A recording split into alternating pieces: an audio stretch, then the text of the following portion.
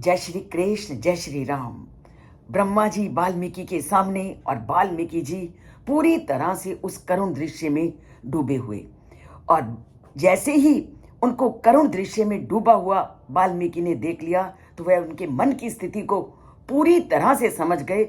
और बहुत ज्ञानी व्यानी होने पर भी वाल्मीकि इस तरह से चिंता में डूबे हैं।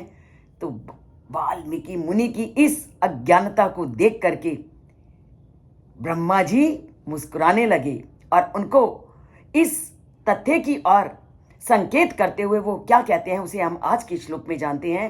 श्लोक एव अस्तु अयम बद्धो ना अत्र कार्या विचारणीया मद छंदाद एव ते ब्राह्मण प्रवृत्ता यम सरस्वती।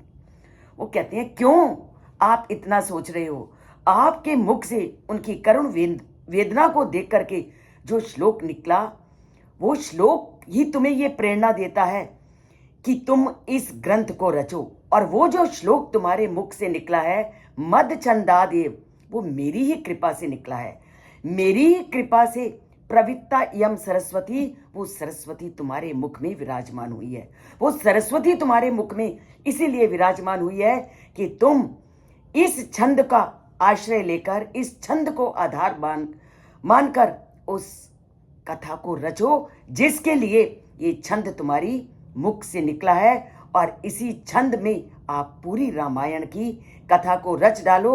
और इस छंद को प्रदान करने वाला भी मैं हूं और ये सरस्वती माँ जो तुम्हारी मुख पर निवास की है उन सब का कर्ता धर्ता मैं हूं। तो वाल्मीकि मुनि को पुनः अपने कार्य के लिए सचेत करते हुए, उन्हें तैयार करते हुए ब्रह्मा जी उनको प्रेरित करते हैं कि उठो, ये शोक को ही तुमने एक काव्य का रूप प्रदान करना है और इस रामायण कथा को इस तरह लिखना है कि लोगों के जन जन तक इसकी जो कथा है वो लोगों की जिह्वा पर निवास करे और उसी तरह का आचरण अपने जीवन में करे और उसी तरह का समाज बने और एक सतयुग की स्थापना पुनः धरती पर हो।